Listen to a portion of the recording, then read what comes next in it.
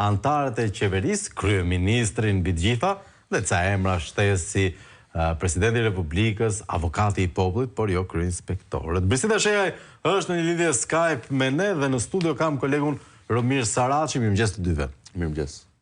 Mirëmëngjes. Rufe në qiell të hapur apo ishte një paralajmërim dhe mbi të gjitha, a është kjo ajo që s'kemi parë akoma? Deri tani qeveria, kryeministri Rama e ka përgatitur me retorik, me deklarata, po duhesh edhe me ligjet posaçme, instalimin e asaj që ne kemi guxuar ta cilësojmë si diktaturë. Kurse sot po ndodh, domethënë, ajo më e paparashikueshme, që edhe vjedhjet, edhe abuzimet, skandalet tashmë po përgatitet kuadri ligjor që këta abuzues, këta pushtetar, të cilët duhet gjykohen nga vota, edhe nga drejtësia në momentin që ata abuzojnë me pushtetin, sot do ta kenë pamundur të gjykohen më për krimet e tyre me pushtetin. Rasti, ky nuk është rasti i parë, por është nga ato rastet më flagrante për të dhënë një mesazh të qartë, jo vetëm për drejtësinë, por edhe për qytetarët, por edhe për bashkëpunëtorët, për denoncuesit, por dhe për të gjithë ata që mundet të bezdisin këtë qeveri, këta ministra, këtë kryeministër teksa abuzojnë. Kush ka qenë retorika e Edi Ramës? Retorika e Edi Ramës ka qenë që nuk mund të gjykohet qeveria, nuk mund të gjykohen ministrat për aktet e veta, ndërkohë që SPAK akuzon Belinda Ballukun për abuzime me tenderat, që dalin në përgjime telefonike, që dalin në komunikime, që dalin të faktuara në dokumente. Përputhen me data, me veprime. Po çdo gjë janë provat evidente, pavarësisht se mungon akuza finale për korrupsion, e cila në gjykimin tim si gazetar është në provat që ka SPAK-u.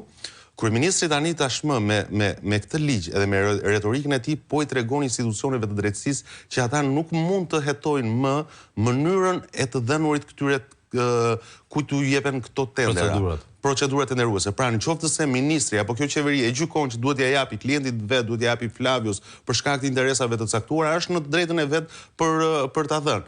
Mos harrojmë kemi komplet ideja pse ekzistojnë tenderat.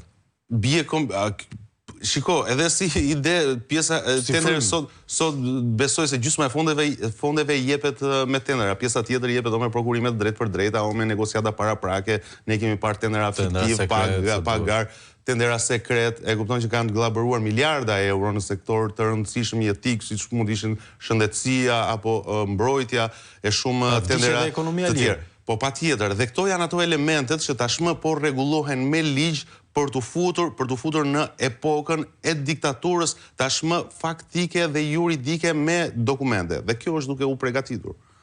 Brisi, se përveç diktaturës, ekonomia centralizuar, pa prekshmëri para ligjit, çka ka më keq se kaq? Gjë, kjo është, do të thënë, veprimet që bën Rama sot për të ndryshimet ligjore janë diçka e pritshme, pasi ne tashmë kemi parë të zbatuar këtë gjë.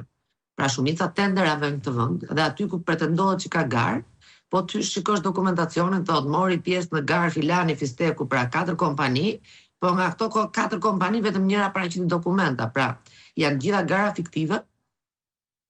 Rasti fundit për shembull që u bë edhe publik, që ishin 3 tendera 12 milion euro tek Pirovëngu, të autoritetit portual Durrës, pra diheshin, dhe KLSH-ja konstaton dhe thoshte ku e dinte kompania që ti do e shpallë këtë tenderit dhe vend të bënte kontratat, dhe ndërkohë në garë merrte pjesë po vetëm kjo kompani. Kështu që tashmë ne nuk kemi të bëjmë me një treg të lirë. Prej vitesh kemi të bëjmë me një treg që e përcaktojmë ta se ku shkon, por këta kanë avancuar edhe më shumë që është edhe më rënd situata që është kriminalizimi i shoqërisë, kriminalizimi i ekonomisë dhe kriminalizimi i këtyre kompanive.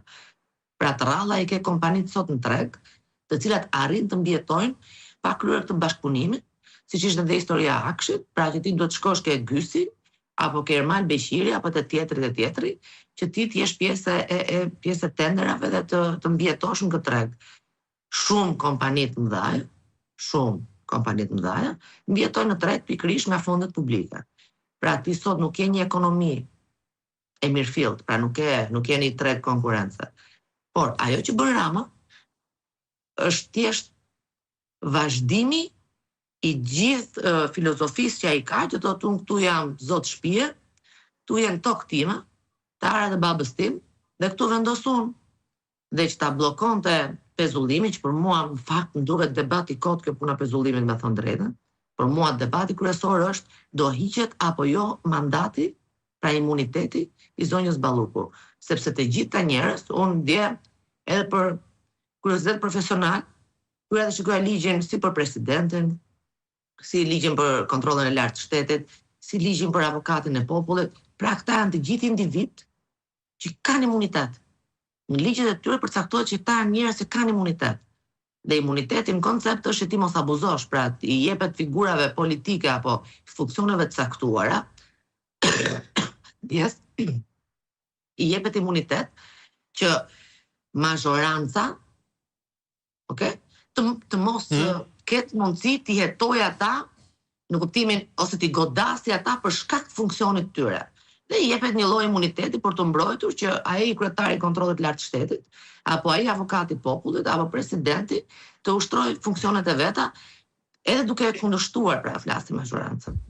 Dhe ai prandaj i mori këta dhe i futi gjithë bashkë për t'i dhënë një justifikim, por këtu nuk po bëhet fjalë më për pezullim funksioni. Nuk po bëhet fjalë më. Ne po diskutojmë që Spaku ka çuar në parlament 16 faqe, thoshin. 16 Dhe ne diskutojmë imunitetin e një antarit kabinetit, imunitetin e një deputeti. Pra kjo zonja duhet ta ketë të imunitetin, apo duhet tohet pa imunitet. Dhe për të parë hallin e Edi Ramës... Rama thotë që s'ka lidhje me Ballukun. Urdhë? Rama thotë kjo nisëm ligjore s'ka lidhje me Ballukun. Ora, ai po bën nisma ligjore për veten e vet. Sido që të vi, unë nuk mendoj që Spaku do arrinte deri në atë pikë sa të pezullonte nga detyra kryeministrin. Nuk e mendoj, me thënë drejtën. Nuk e mendoj. Nuk ma rrok mendja që do arrinim në pikën që ky Spaku do shkonte në atë pikë. Okej? Dhe po të them, kjo çështja e pezullimit, unë as nuk dua të jap, jo se s'ka pesh, por krahasuar me atë çka duhet të jetë diskuri jon publik sot, në lidhje me imunitetin e Belinda Ballukut, po jo per se emri Belinda, po të funksionit që ka Belinda, do të shohim çikat metamorfozën e Ramës, se Rama dikur u flitet për imunitetin e këtyre që ishin pjesë e Partisë Socialiste, njëri thoshte dru i shtrëmbët, tjetri thoshte se mbrojmë ne. Dilte për Erion Belien e thoshte ne, e morën me drejtsinë, bëj drejtësia çfarë doj. Pra, ajo që duhet të analizojmë është pse pikërisht në rastin e Belinda Ballukut bëhet kjo mbrojtje. Pse? Pse nuk u bë kjo mbrojtje në rastin e Tahirit, në rastin e Arben Ahmetajt? Pse nuk u bën kur janë hequr imunitetet të tjera në këtë vend? Pra, çfarë ka sot? Çfarë po ndodh? Përse e bën Rama këtë gjë? E bën se di shumë Belinda Balluku, apo e bën sepse mund të shkojë në kërkesë për heqje imuniteti për Edi Ramën? Apo dhe për shumë individë të tjerë. Kjo është ajo që ne, për mua, duhet diskutojmë. Këto pastaj nismat ligjore që ai i bën, pezullohet, nuk pezullohet, unë nuk mendoj se do pengojnë ndonjë gjë të madhe te Spaku, heqja pezullimit apo heqja e mundësisë për të pezulluar një antar të kabinetit qeverisë. Ajo çka ne duhet fokusohemi një, apo heton Spaku shpejt? Se kjo është çështja. Tani 2 javë kohë presupozohet që ka Spaku. Ore, Spaku në hetime nuk e pengon askush. Nuk ka afate. Pra çfarë do të thotë? Me imunitet pa imunitet, Spaku Belinda Balluku në heton, sepse ka diçka. Ne nuk është se ai që thoshte Romi, pra Belinda Balluku duhet kishte një akuzë për korrupsion.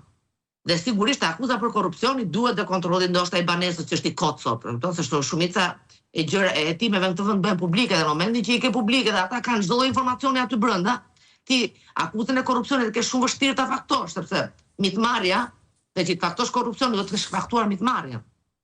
Nëse ti nuk e kap flagrancë, nuk e stimulon këtë gjë, atëherë katë Spaku do të merren dhe siç dalin llafe dëgjoj se një X kompani ka paguar kaq para për Belën te një vend atje, se janë këto apartamente, se janë ato apartamente. Por ndërkohë, Spaku duhet ishte më eficient në shpejtësinë e hetimeve. Sepse ka edhe diçka tjetër. Ne e merrem me Belën, por mos harrojmë ti ke sot Viola Xhiademin, Viola Xhiademi, që me çfarë pashte plugo, që kur drejtonte Këshillin Mbikëqyrës apo drejtues sportit, duhet ishte në burg ajo, e kupton? Pra është një njerëz që po hetohet sot, pjesë e tunelit Llogaras, pjesë që ka bërë veprime aktive te në dosjen e tunelit Llogaras, e ti sot e ke në krye të keshit. Atëre çfarë pengon Spakun pezullonte Viola Xhiademi nga detyra për shembull? Që s'ka. Mirë Bela është me imunitet.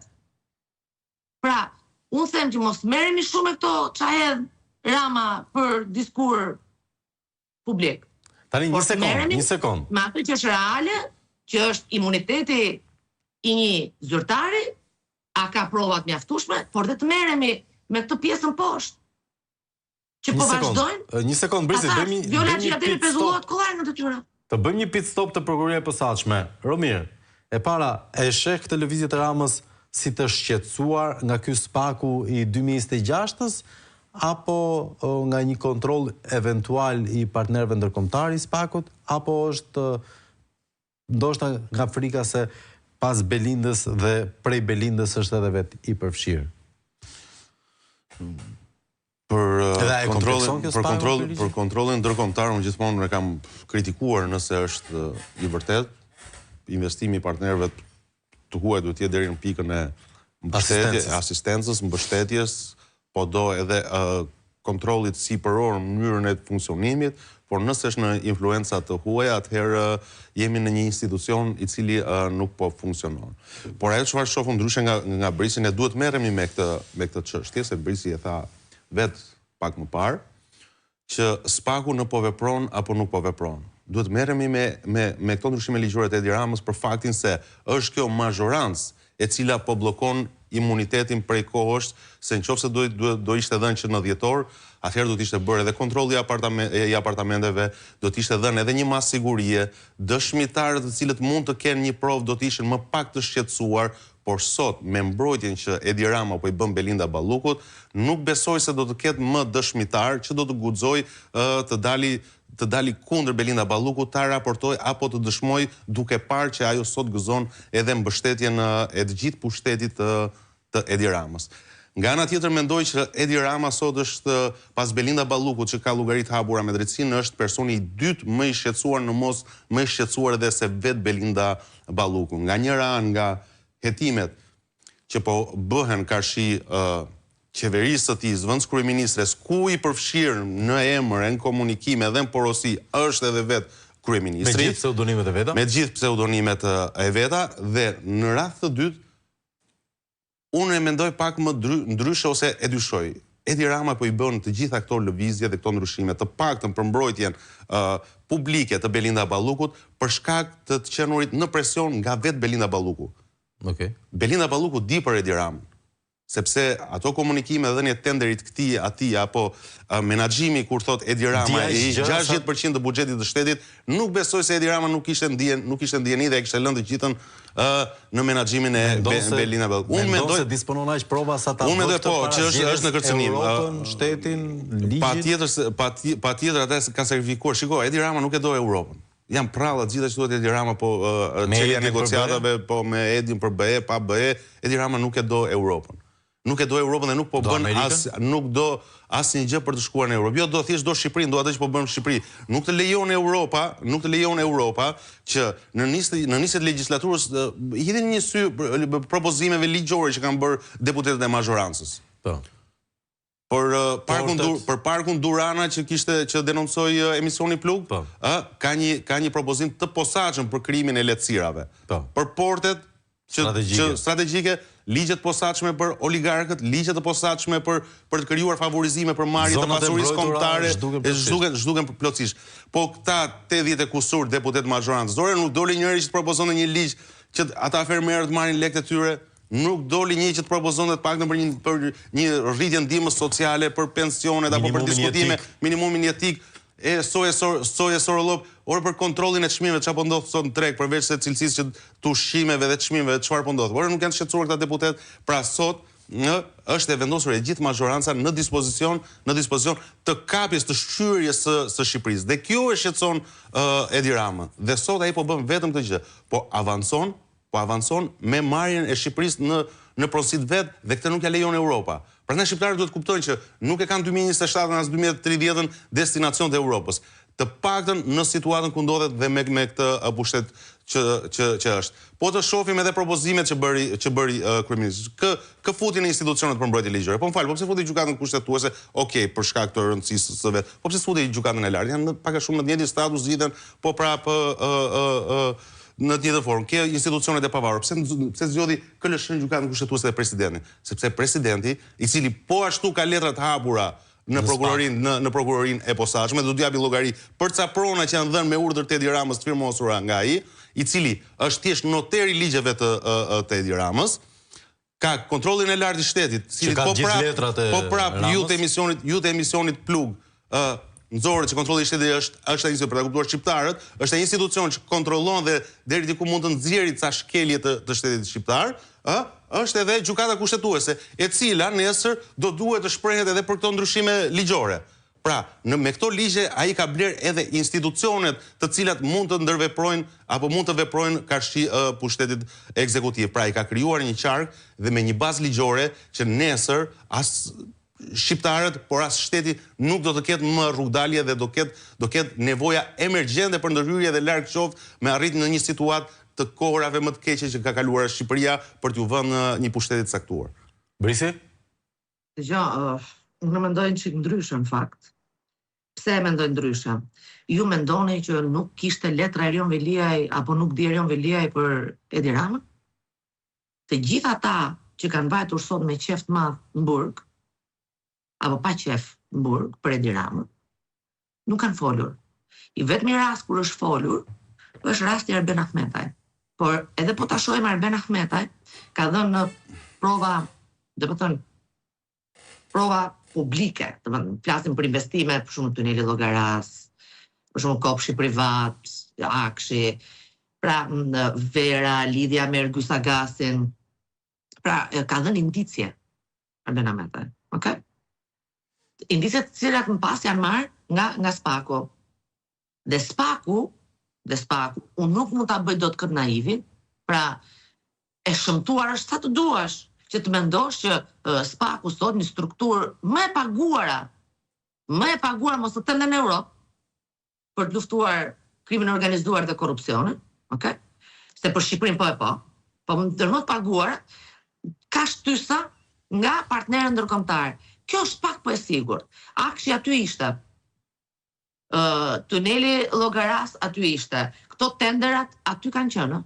Pra, edhe për bashkinë, edhe për institucionet tjera, shumica dosjeve dhe shumica kallëzimeve kanë shkuar po nga opozita, duke filluar që nga PSD-ja. Po, që aty ishte shpërthimi i kapakut pusetës se çfarë po ndodhte, pra vjedhja 100%.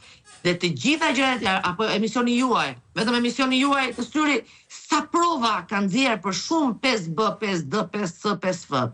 Pra, edhe sot Spaku funksionon nga këto shtysat e këtyre partnerëve ndërkombëtar, për sa kohë ka arritur në një pikë që nuk mban ujë pilafi as për ta. Por, nëse do shohim ndryshimet ligjore, që po bën ky zotria, për mua nuk është shqetësues pezullimi, sesa është shqetësues ndryshimi i kodit procedurës penale, ku thuhet që ti nuk mund të bësh dot më pentit dhe të përfitosh. Se ka pak në real një 10 ditë që po bërtet dhe gjingjoni për këtë ndryshim ligjor. Janë bërë disa emisione te ju që janë marrë cituar ku ka qenë disa herë dhe gjingjoni që ka folur, pra ky po i heq. Dhe jo vetëm korrupsionit e nderuar. Jo vetëm korrupsionit, pra nëse Nureddin Dumani apo njerëz tjerë janë bërë pentito brenda grupeve kriminale për të zbardhur, siç ka gjithë bota, sot ai ka çuar propozimin për ta hequr, pra ti, nëse do të bëhesh pentit, bëhesh kot se nuk do marrësh as lloj facilitimi dhe as ulje dënimi apo të përfitosh facilitete të tjera, të cilat të shtyn ty për të bërë bashkëpunëtor i drejtësisë. Pra ky po i heq me ligj bashkëpunëtorët e drejtësisë. Ka ndryshime të tjera ligjore për cilat nuk është folur për pjesën e pastrimit parave. Pra, nëse ti e ke bërë veprën në Itali, deri më sot ti jetohesh në Shqipëri, pra të sekuestrohet pasuria për një vepër që ti e ke kryer në Itali.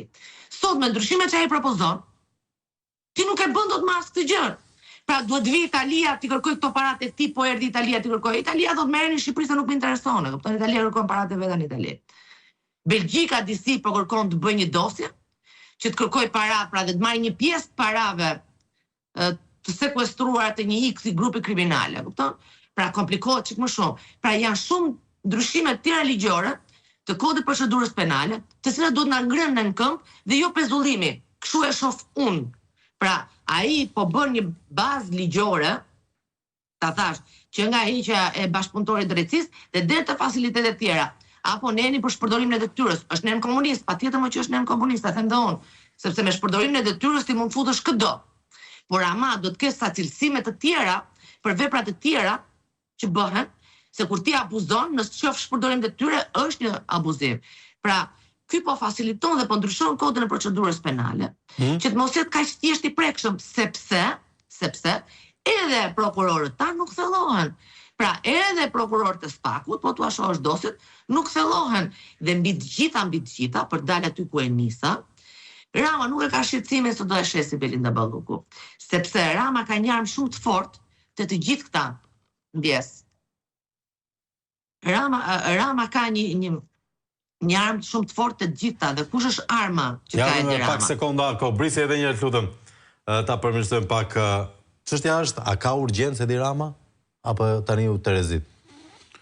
Nuk është çështje urgjencë, është çështje presioni karshi të gjithë asaj që ata mësi për shkarshi institucioneve të drejtësisë, është karshi qytetarëve, është karshi hetuesve të korrupsionit dhe po sofistikon pushtetin e vet, ingranazhin për të vepruar pa shqetësime. Gëxhan der për opozitën ky para nuk është, shiko.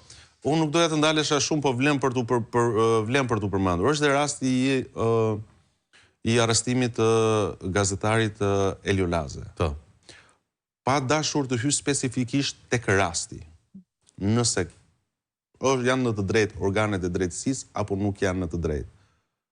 Unë mendoj që ai rast arrestimi është një këmban alarmi për të gjithë gazetarët. Nuk dua të hyj nëse i bën der apo i bën pis ai gazetar zanatin, por mendoj që duke hyrë në sektor kaq të ndjeshëm dhe kaq deciziv dhe duke përcaktuar organet e drejtësisë kufit e zanatit dhe mënyrën e të funksionuar pa një tablo të qartë, atëherë është një këmban alarmi për këtë do. Ti mjafton me një kërkesë. Jo, Bris, nuk e kam, shiko. Thash edhe një nuk e kam të rasti. Do jemi këtu. Atëherë mos e merr shembull rastin. Nuk e marr shembull rastin dhe nuk do të bëj, të thash nuk e marr shembull rastin. Por të siguroj unë që ajo thjesht është. Nëse ka diçka që duhet të kishte bërë ky sistemi drejtësisë, është pikërisht pastrimi i të mosbërit pis i emrit gazetar. Në rregull? Vetë pastrohet gazetaria. Që në rast sistemi dhe sistemi na ndërhyri, dëgjoj, nuk mundet. Edhe për ne që jemi zëra publik. Në rregull? Që jemi në një shërbim që i bëjmë të mirë vendit. Të shantazhohemi vazhdimisht nga individ të tillë dhe jo vetëm ne, po të merremi deri në brez të 23 familjes dhe të shantazhohemi se kshu ju tek një enturazh që ka ngritur X politikan që është nga burgu Durrësit apo një politikan tjetër. Dhe kjo nuk do të ndodhi. Kështu që ta ai shembull, më mirë mos e merr atë shembullin. Pse drejtësia nuk nxjerr përgjimet se si komandohet kjo që thatë ju nga enturazhet nga burgu i Durrësit apo nga burgje tjera? Një sekond, prit, dëgjoj një sekond. Prit.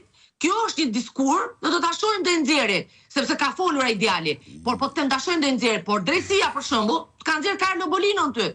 Pra, shumë gjëra, sepse ka diçka tjetër. Është shumë e vështirë sot, dhe ti ke vetëm një politikan, që quhet Belind Kolliçi, që ka marrë guxim dhe kurajo për të kundërvënë këtyre mediave dhe është linçuar si mos më keq. Dhe se ka marrë mbrojtje askush, dhe mbas atij jam linçuar unë, Flavio, ti, tjetri, se s'dua ta bëj dhe shumë personale, dhe askush nuk ka folur, por ka qenë i vetmi që ka folur për këtë sistemin e medias që paguhet, dhe të gjitha ato që ka thënë ai djalë, të gjitha ato i pan ke dosja Beles me Carlo Bolino. Jam shumë dakord. Jam shumë dakord me gjitha sa thatë, por ajo që po të them unë, që korruptimi i mediave dhe korruptimi i sistemit drejtësisë dhe më pas goditja e mediave Kam po prap të njëjtin autor Bris. Edhe po bëhet shembull për të goditur edhe ata 5 gazetarë të rregullt, të saktë. Mirë. Nuk është media. Jo, Ramir. Në momentin që ti ke pranuar të jesh pjesë e llumit, nuk je më media, vlla. Pse nuk u arrestuan porositësit për këtë vepër penale për këtë akuzë? Pse? Sepse këto media, Ramir, ja këto media. Mirë, okay, unë apo ti apo dikush e pranon këtë gjë. E ka bërë paktin me veten, vlla. I ka thënë edhe nënës dhe babës në shtëpi, ju do ta pranoni sepse unë kam vendosur të bëj këtë investim publik, se është investim publik ky që bëj, Ramir. Ky është një investim publik në të mirë publike.